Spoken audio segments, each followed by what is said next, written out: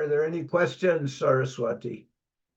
We were thinking that maybe you could say something about Srila Gurudev, Srila Govinda Maharaj, since it was his disappearance day. Maybe you could tell us something about stories, some pastimes, something.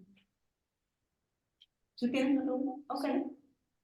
There is a question here also by my guest. Okay, so I'll deal with this first because Govinda Maharaj's divine disappearance day was just 4 days ago. So disappearance and appearance is like the rising and setting of the sun, which is basically happening due to our vantage point. That's how we're seeing it. And of course, the rising and setting of the sun appears different everywhere in the world.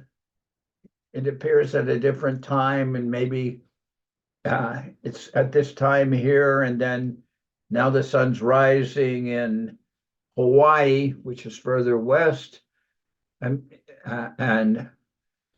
that's 3 hours different. So it's the rising of the sun there, but it's already morning time here. So the rising and setting of the sun is according to your vantage point. It's just like you can see so many things like that when you're traveling in the airplane and you're leaving during storm conditions, and then the plane rises and then you're above the clouds and you're no longer subject to, in the very beginning when you're taking off, you see all the water running across your window. But then when you're higher up, all of a sudden it's uninterrupted sunshine, more or less, maybe some clouds.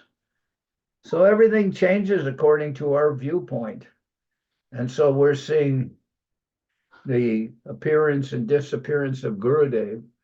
But actually, we all know that for us, Gurudev, there is no real disappearance in the sense he's always with us. And I remember Srila Govinda Maharaj. Sometimes people will say, "Oh, Om Vishnupad Pratishta Om." What is it they say for a Vaishnava who's already disappeared? They say, Jai Om Vishnupad Pratishta. Idjalila Pravista. Huh? Idjalila Pravista. When a Vaishnava disappeared, Nidjali Om Vishnupad Nidjalila Pravista. That's the expression they say. Yeah, but with Srila Govinda Maharaj, we never use that expression. Yeah. He wouldn't say that expression for Guru Maharaj. He wouldn't refer to him because his consideration was that Guru Maharaj he's always there. He's not gone. So we don't refer to him. That kind of gives you a sense of past tense. That Vaishnava is no longer present, which, okay. And there's singing Udilo, you're singing Jayanilo Premadana for the disappearance. One time I asked Govinda Maharaj, when do you sing Jayanilo Premadana, and when do you sing what's the other song that they sing in the Math? They sing Jayanilo Premadana, supposedly for a Parshad devotee of Mahaprabhu, and then they sing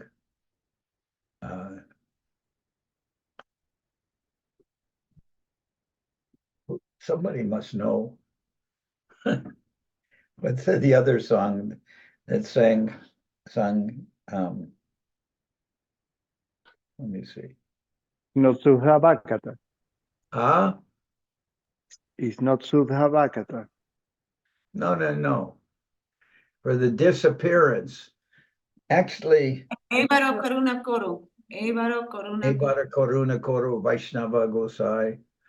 Yeah, that. What makes it seem like that song is a disappearance song is it's sung by the same tune as Jayanilo Premadana at times, which is that tune is called Vipralamba. Separation. So you're singing that tune, which is Jayanilo Premadana. Vaishnava Gosai. So in Ebara Karuna Korum, like that, it's that tune is a tune of separation, Vipralamba. But when I wrote to Govinda Maharaj, because in the Math, generally if it's a Parsha devotee of Mahaprabhu, they sing Jayani Lo Premadana. But if it's a Vaishnava that's not a Mahaprabhu's time, they would sing Ebara Karuna Koru. But Govinda Maharaj said, no, he said that song, Ebara Karuna Koru, you can sing that any day of the year. But he says he wrote me, there is actually only one song for the disappearance of a Vaishnava, and that's Jayani Lo Premadana. So I think that's a little different variance than what some people say around our mission. They'll say, because they've heard that from the devotees, for instance, at the Math. But according to the perspective of Govinda Maharaj, he wrote me that it's just Jayani Lo Premadana is the only song for the disappearance of a Vaishnava. And he said, the other song you can sing any day of the year. So, but generally speaking, I mean, the feeling I always was with Srila Govinda Maharaj is he's not observing this,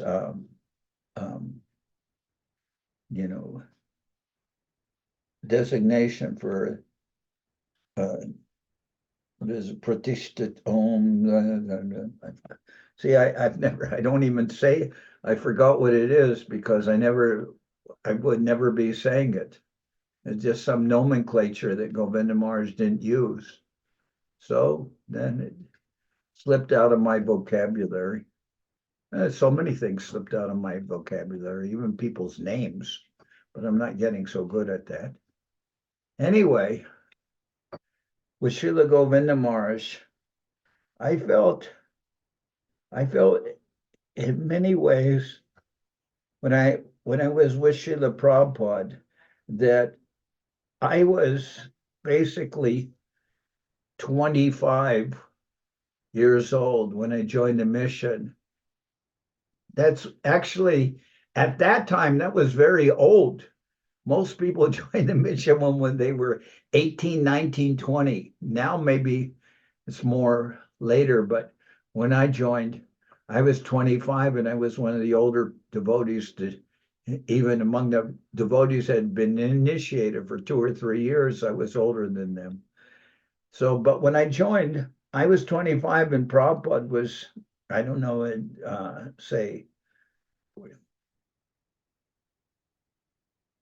Prabhupada was already 74 years old when I was 25. So that is not one generation of difference. That difference in age, 25 to 74, is more like the difference between a boy and his grandfather. Although Prabhupada's my spiritual master, he was so much older than all of us. And then he referred to us as his children and everything like that. But the way of dealing with us was the affectionate dealing of a grandfather. Whereas Srila Govinda Maharaj said that with him and his dealing with Guru Maharaj, he said Guru Maharaj was very strict. In fact, there was that story where I said one devotee named Trivikram Maharaj from ISKCON, he asked me, well, what would you do if Srila Prabhupada was in one room and you were in another, and Srila Guru Maharaj was in another room? Where would you go first? Would you? And I told him, I said, this is really not a problem where I would go first. I said, I have much bigger problems than that. That is a very small problem. Which room would I go into first? If Guru Maharaj was in one room, I'm in the spiritual sky. Somehow I've been promoted there, which is unlikely to begin with, but I'm in the spiritual sky, and now Prabhupada's in one room and Guru Maharaj is in another room, and I have to decide which room to go into. And I just looked at him and I more or less said, come on, I have much bigger problems than that. That's not a very big problem. And then when I said to Govinda Maharaj, he said, I would go into Prabhupada's room first because he was much more lenient than Guru Maharaj was. So with Govinda Maharaj being under Guru Maharaj was very strict. Govinda Maharaj told one time some householder or someone had given Govinda Maharaj a watch, and he's a brahmachari or like that, and he had been given a watch, and he said Guru Maharaj kept on looking at that watch. He kept on looking at the watch because Guru Maharaj didn't like that somebody would just give some gifts to the brahmacharis. He didn't want them to become, undiligent like that. So, somebody is just here. Hey, ese is Murari Krishna, no? Okay. And then, so he said Guru Maharaj kept on looking at the watch he had on his hand. And finally, Govinda Maharaj took off the watch, and Govinda Maharaj became angry, and he took the watch and he smashed it on the ground and just smashed it to pieces. And then he looked at Guru Maharaj. He said, now are you satisfied? And Guru Maharaj smiled and said, yes. Now he was satisfied that Govinda Maharaj took this new watch out of his hand and smashed it on the ground. Govinda Maharaj says, now are you satisfied? And Guru Maharaj happily said, yes, now he's satisfied. So, Guru Maharaj was strict. And Prabhupada, when I joined, Prabhupada treated us like very special, like a grandfather deals with children, more or less like that. So I say, when I joined,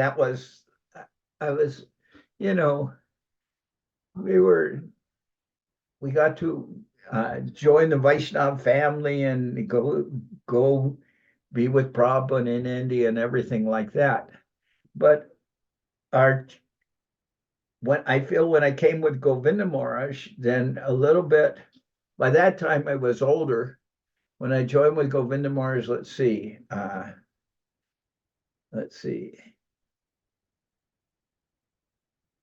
By the time I joined with Govinda Maharaj, I'm 42. When I joined with Prabhupada, it was 25. When I joined with Govinda Maharaj, I'm 42.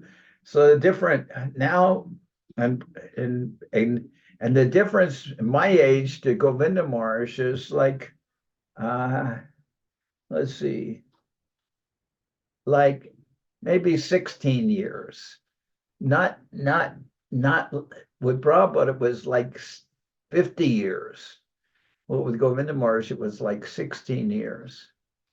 And often Govinda Maharaj, still there was a lot of familiarity. Govinda Maharaj would, treat everyone as his friend.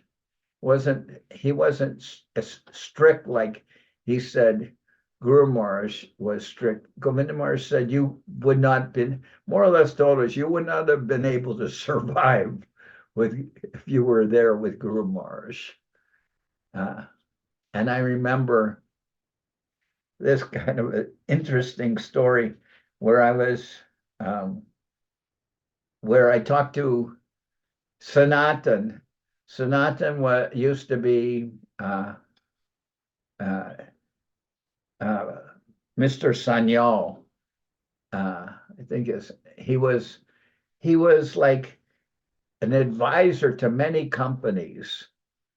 And he was like a CEO kind of person of many companies, an advisor. And Govind and that Sanatan, he lived in more or less near Dalhousie Square in Calcutta.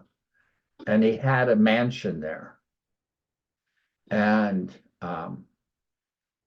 anyway, he said when he joined Srila Govinda Maharaj, Sanatan joined and was going to take initiation from Guru Maharaj. And Govinda Maharaj said, well, do you eat meat? Many Bengalis, they eat fish or something like that. So Mr. Sanyal, or I believe Sanatan, he said, no, I gave that up a few years ago. And Govinda Maharaj said, all right. And then Govinda Maharaj said, do you smoke? And Sanatan said, no, I stopped that last year or something. Then Govinda Maharaj said, well, do you drink tea? And Sanatan said, yes, I drink tea. And then Govinda Maharaj said, well, you'll have to give that up. So where with Govinda Maharaj, people weren't giving up tea. Govinda Maharaj would offer them, garam jol, as he said. I don't like to use the word tea because somebody hears this, so aha, they'll deride us. But I'll just say that Govinda Maharaj called it garam jol, just hot water, or he would somebody used the word herbal tea. So then Govinda Maharaj then he had another name. It became Haribol Jol. Haribol Jol. Haribol, Haribol water. Haribol Jol. So, but at that time, Govinda Maharaj asked Sanatan, do you drink tea? And he said, yes. And then Govinda Maharaj said, then you'll have to give it up. Because that's what it meant to take initiation from Guru Maharaj. Nobody except Govinda Maharaj had exemption for drinking tea. You couldn't do that. Only permission was given to Govinda Maharaj, and because Govinda Maharaj was with us and we're like, still he treated us so affectionately, then he's offering us something to drink, something hot to drink. But with Guru Maharaj, I feel with Prabhupada, I feel a certain extent I was in my childhood, and then with Govinda Maharaj, he's dealing with us, and it's more a relation of becoming more, understanding more what it means to be a Vaishnava and to, the responsibility that one has and everything. Of course, I wasn't always able to fulfill that responsibility because I'm a Western Malecha, but as much as I can, I would do that. And so that was very way of dealing with Govinda Maharaj. And Govinda Maharaj, he dealt with us as equals. He dealt with us as equals. That's just Govinda Maharaj's way of dealing with people. I mean, especially the Western devotees. The Bengalis maybe were held to a little higher standard than the Westerners were, and that's natural. What do we know? What do we know? How can you hold people who are, they're not brought up and educated properly? Sometimes. So then one time I was, as I said before, I was with Govinda Maharaj and we came to Vrindavan. We were in Vrindavan and Govinda Maharaj said, now I've come to Vrindavan, I will have to observe some, what's the word? like special tapasya, not tapasya, but what's the word? I will have to observe some, when you come to a holy place, what is the word for the special,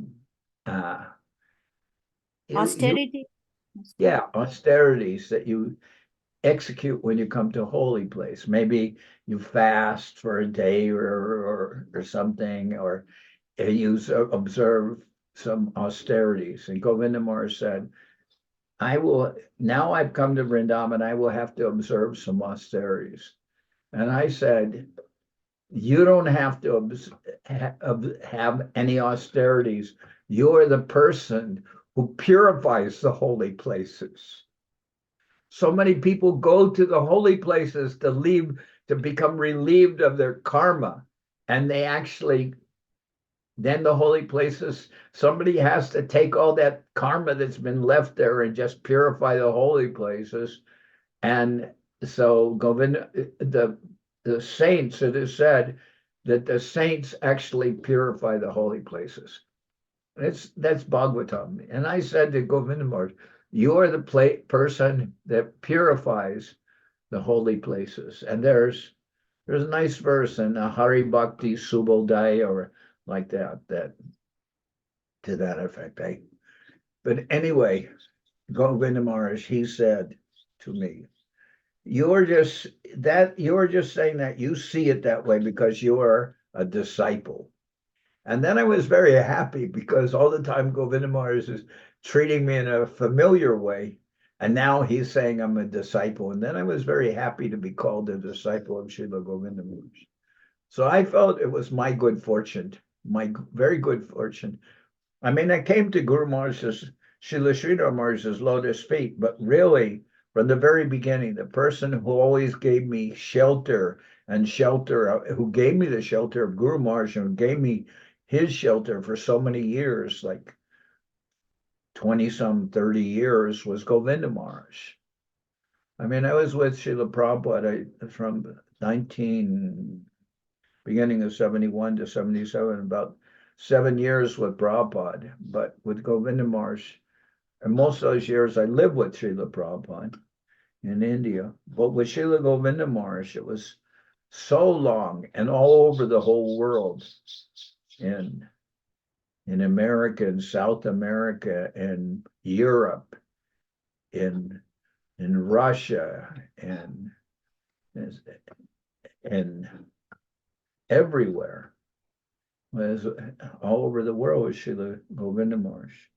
In some places he sent me, he sent me to South Africa. And then, I met so many very, great characters. Like in South Africa, I met Bhuvan Pavan, and he was a very special person also, in the sense that very unusual. They called him, his name when he'd been born was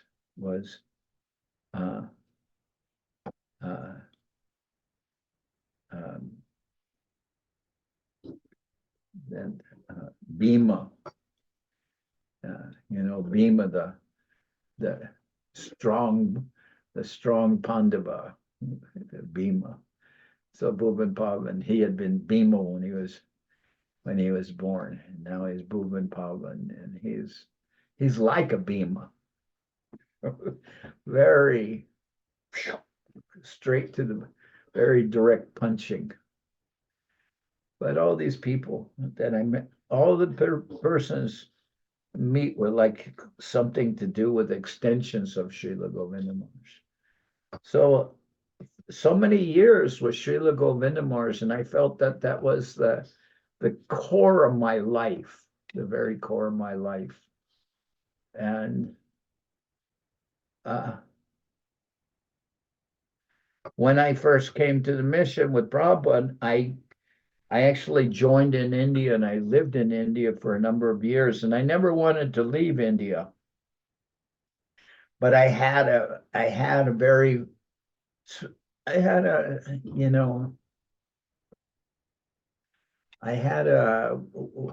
what's the word? A very innocent way of saying India. Very special way. When I was with Srila Govinda Maharaj, then it was more practical learning, and in the sense that sometimes Govinda Maharaj wouldn't go to Navadvip because his health already was bad, and he'd stay in Kolkata, and he'd go to the Apollo Hospital, and that was in his later days. But he would send us to Navadvip to do the programs. He'd say, you go there for the Gaur Purnima program, or you go there for Janmashtami, or whatever. Go there for and you do the programs there. You and others like Asha Maharaj and others. We do the programs. Then Govinda Maharaj say after the program, come back to Calcutta. Come back to be with me back here in Calcutta. And sometimes, a lot of times, if it wasn't festival time, we just stay in Calcutta with Srila Govinda Maharaj. And I loved that. I loved, being with Srila Govinda Maharaj every day was very, it was, as I've said before, that I was reading almost every day, reading the Chaitanya Charitamrita. And when I was with Srila Govinda Maharaj, it was like looking through a window at what's going on in the Chaitanya Charitamrita, because Srila Govinda Maharaj was living what is described in the Chaitanya Charitamrita. How he talks, his humor, of course, Bengali language. Although you could say, well, Bengali language in the Chaitanya Charitamrita, the Sadhu Bhasha, and they don't speak that today in Calcutta. Not everyone can pick up the Chaitanya Charitamrita and understand it. But not every Bengali can pick it up and understand it, because it's a different language. It's the Sadhu Bhasha language. But Govinda Maharaj, he could understand that language, and he could recite the Chaitanya Charitamrita chapters of it by memory. Govinda Maharaj said Guru Maharaj had the throwing capacity to throw these things into his consciousness. So anyway, living with Srila Govinda Maharaj was like living and seeing through Govinda Maharaj and being, seeing what's going on in his Chaitanya Charitamrita, his humor, what he eats, the festivals, his language, his thought process, and everything is like from the Chaitanya Charitamrita. He is the living person from the Chaitanya Charitamrita. So for me, I was very happy.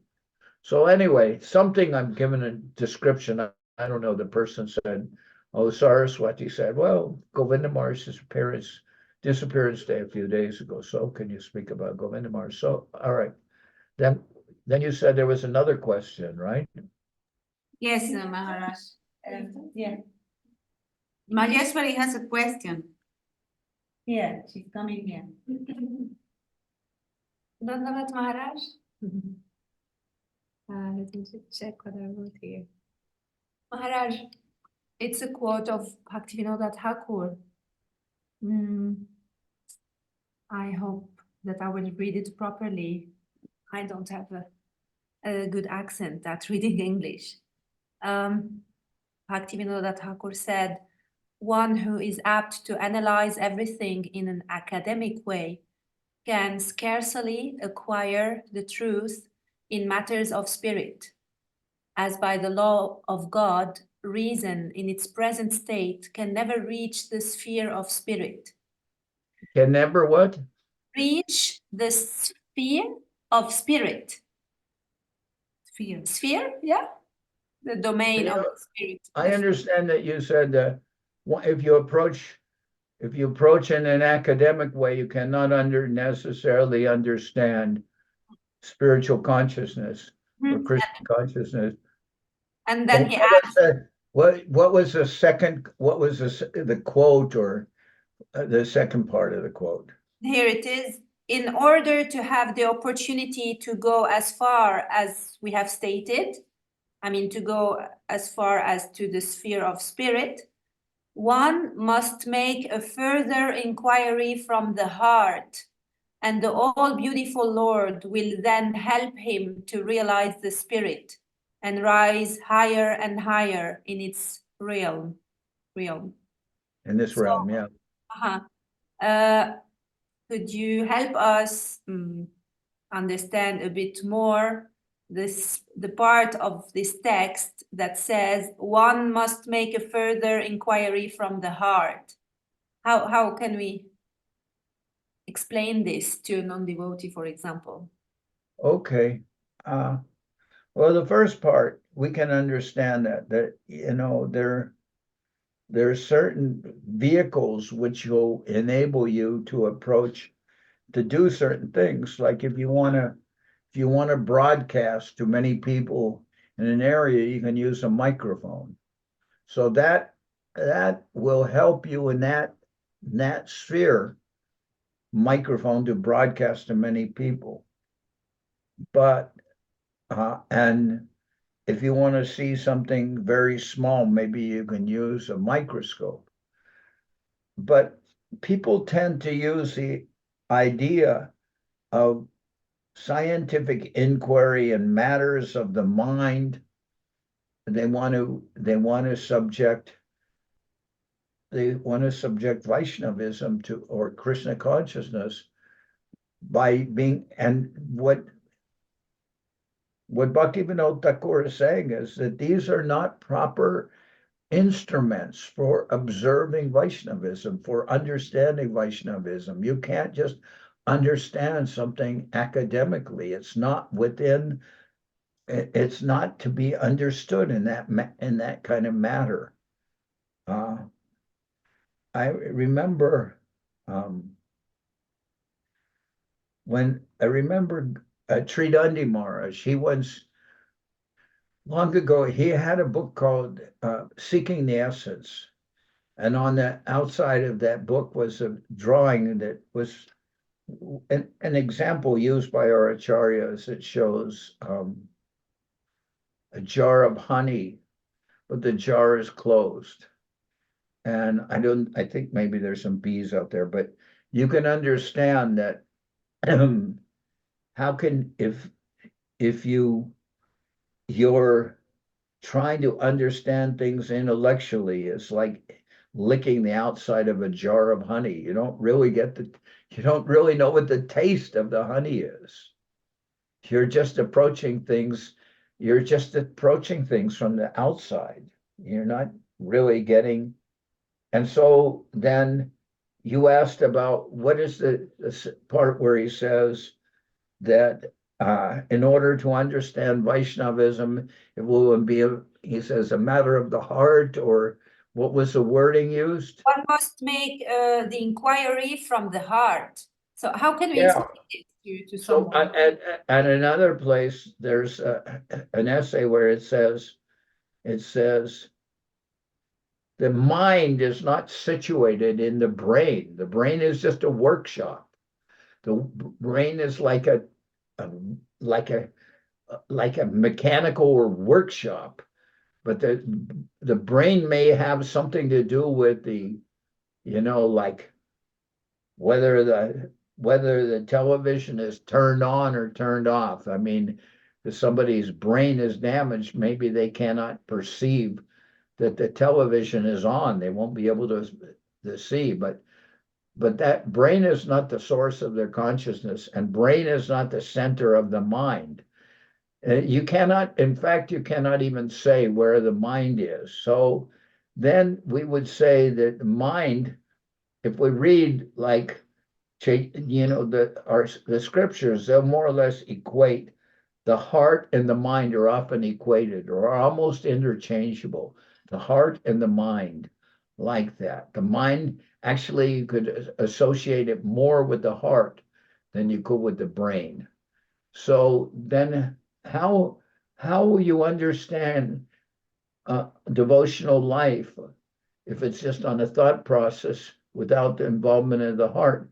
So then what is the understanding? And I see, what I see also is, in order to understand things by the heart, you have to make a conscious decision sometime or other.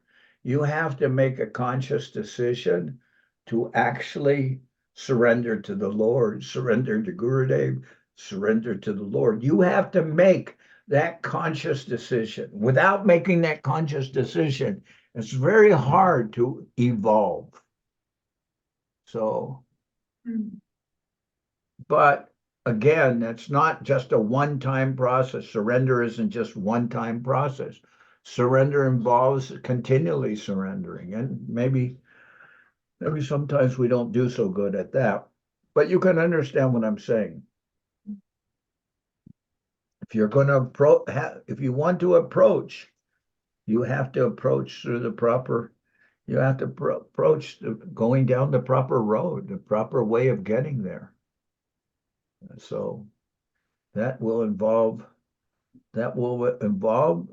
conscious submission on your part, which will have to be a heartfelt submission, and that's what we call surrender or sharanagati. It's got to be, you have to consciously surrender your heart. And people talk about that all the time. There are many love songs written about that and everything like that. So and am I dismissive of all that idea of secular love or love songs or anything? I would say, well, yes, but also no. Yes and no. What do you mean? What do you mean no? Why do you say yes? I would say, well, first of all, I'm not dismissive, because things that we experience, they're a reflection of reality. So somewhere in the real realm of what is real is beauty and charm and love and affection and mercy, all these qualities which we'd always hear about and which we know and which are of value to us. Then they exist, but maybe in the material world, we're translating this in a different way. That love, you could say, well, love between a man and a woman, that's just lust. Well, is it really? I don't think so. I don't think it's just a matter of lust. Just like you would say, the love between a mother and her child. Is that just a matter of, if everything, only lust exists in the world, then how would you explain the love between a mother and her child? It's not lust. So we can say, then what is it? Well, okay, some things are reflected in this world and we don't see what the reality is. So, we see a reflection in this world, and maybe things may develop that later in life, the mother gets that, or the son gets a restraining order against his mother or something like that. We see extreme circumstances happen in this world, which make us consider, well, we're not dealing with absolutes. We're dealing with reflections of reality. So what is the reflection of reality? What is the reality? The reality is what we're discussing here, about what is the actual matter of the heart and how we're to approach the idea of our relationship with divinity, with Gurudev, with the Lord, with Mahaprabhu, with Radha Krishna. It's going to have to involve some participation from our part. It can't just be an intellectual exercise. So I think that's what that's dealing with. Bhakti is actually the essence of all religions. In order to be real religions, they have to involve something of bhakti. Of course, they're surrounded by a veil of fanaticism or dogmatism and many things like that. But within the core of the religion, in order to make it real, there has to be bhakti. And the same with yoga. We're talking about all these yogas, but they all lead to bhakti. So that's really what we're involved with. And bhakti yoga is a matter of, it has to be involved, the surrendering of one's heart to the Lord. Without that, where are we going to go? How far are we going to get? I don't know. Maybe those are the wrong terms to use, far, where, but you understand what I'm saying.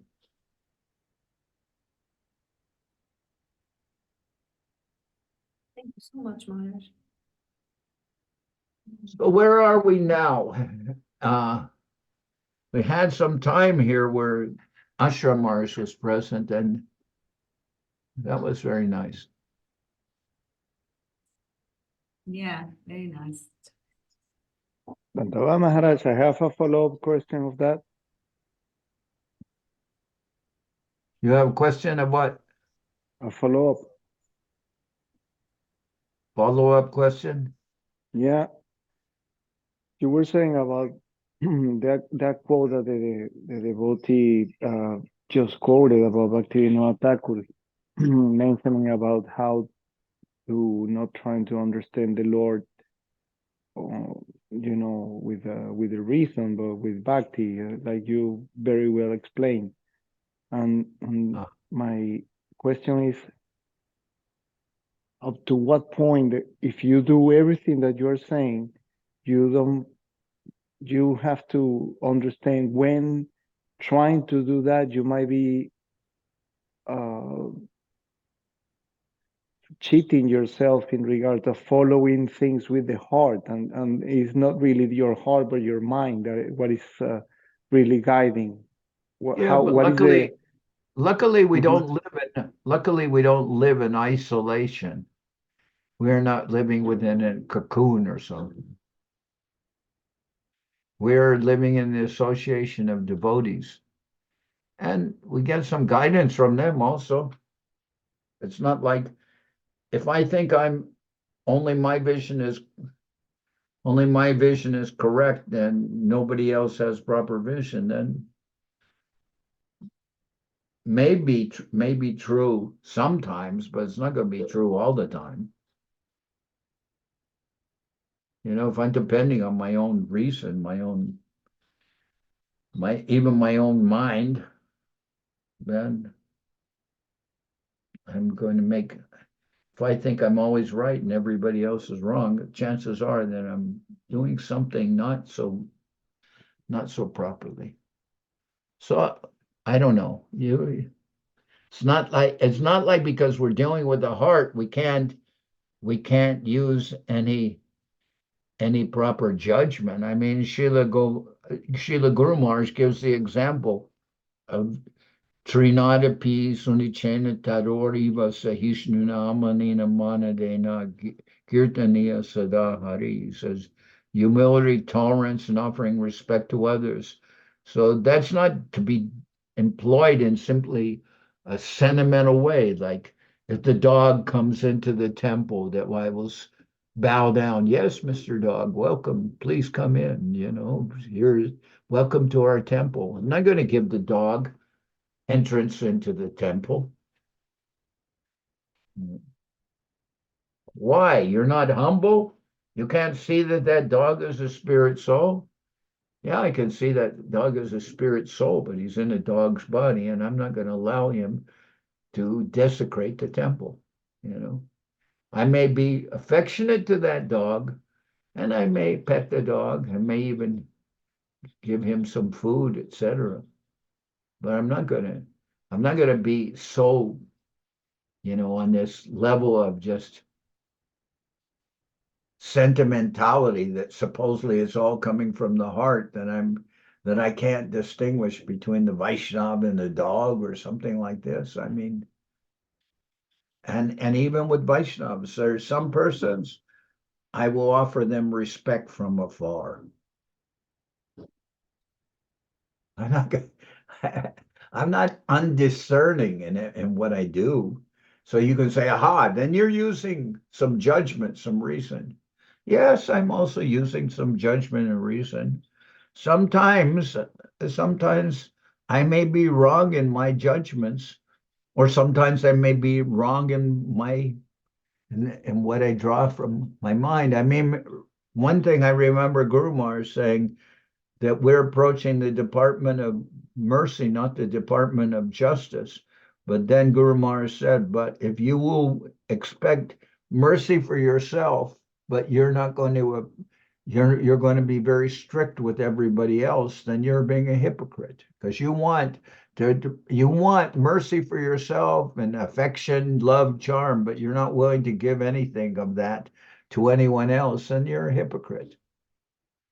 You have to be able to give to others what you want for yourself. So I mean, there,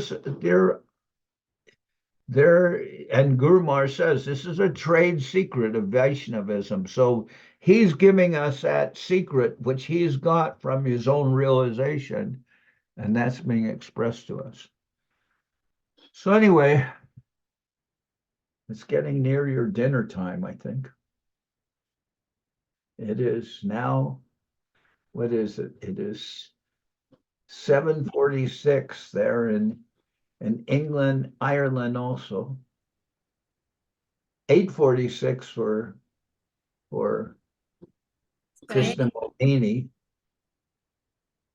And I don't know what time it is in Turkey or Ukraine for that matter. We have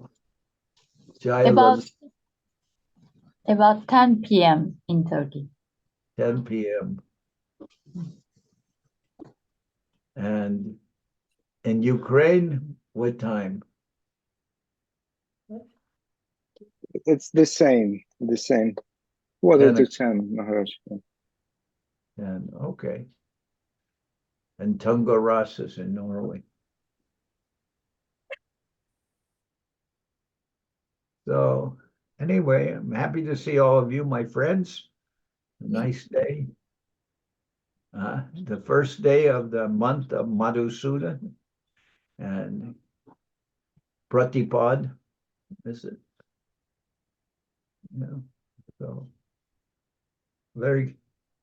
this year is starting out very nicely. Yes, very nice.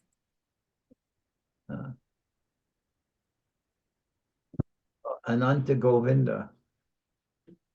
Dandava Maharaj, nice to see you. You're looking very good. You also, you're looking nice. Thank you. Okay. Where's that Ananda Krishna? Is he in Tijuana? I think he's in Tijuana.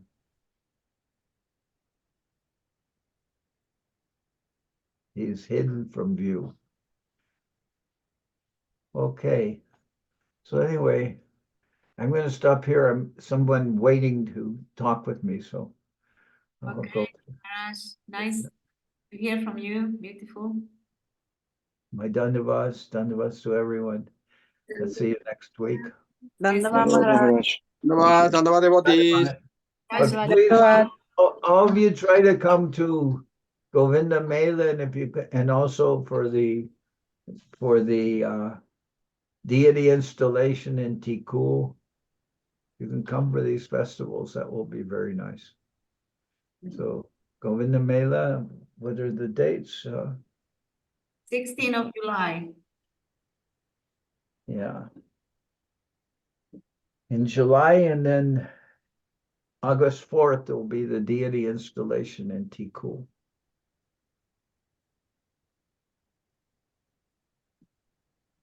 All right. Dandavas. Oh, there's Dandavat Maharaj. Ananga Krishna and Su Devi, his daughter. Let me put the cell phone speaker so she'll hear you. It's okay. Everything is good. Okay. Bye, Maharaj. Dandava Maharaj. Dandava. Dandavat Maharaj.